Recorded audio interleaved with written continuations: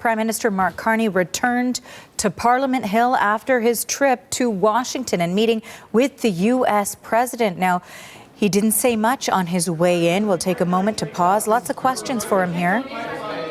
Keystone XL, est-ce que c'est parti? On va discuter aux chambres. Okay, but we didn't really get much from the Prime Minister in person. That said, he did just post on social media. And to that end, his message there said we had productive meetings with U.S. Senate representatives yesterday as Canada and the United States looked ahead to next year's review of CUSMA.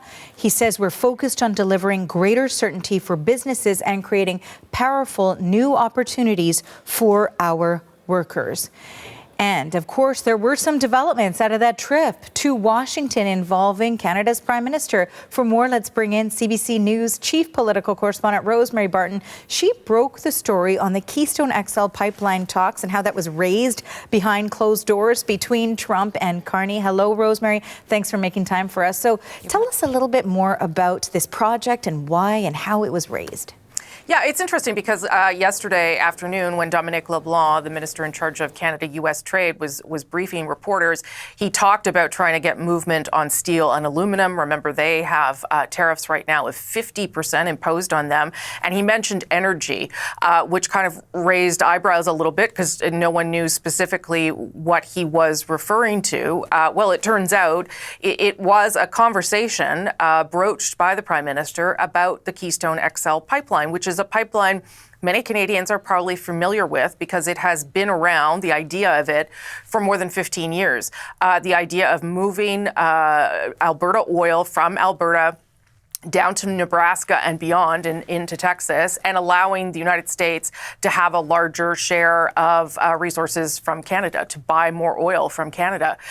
It is a project that has been controversial at times, politically charged in the United States, certainly. It was killed both by President Obama and President Biden.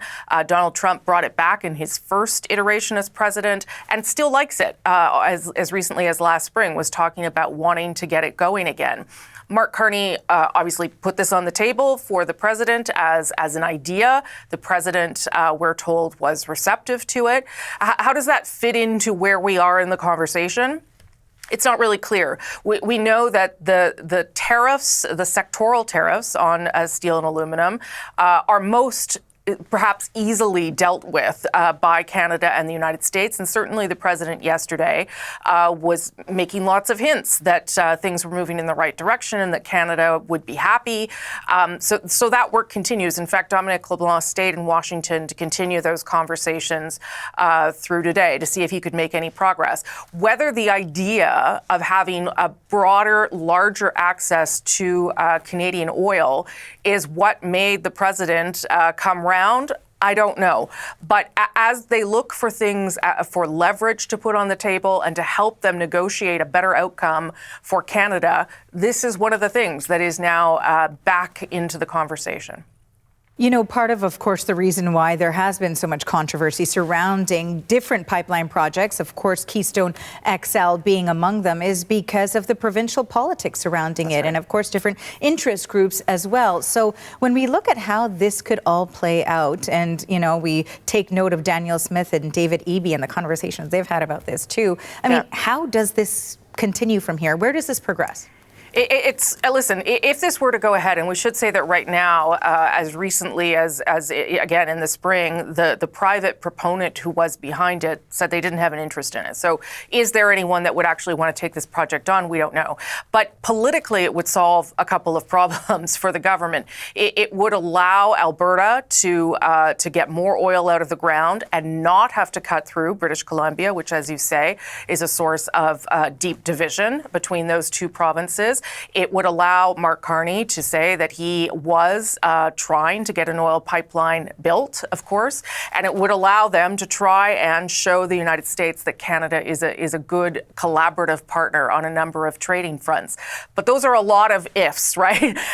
And I think the first thing that has to be understood and decided is whether there is anyone, a company that is interested in backing this project. Remember, it is permitted in Canada. There are a lot of hurdles that would still have to be dealt with in the United States in terms of environmental groups and Indigenous groups who would have concerns around it.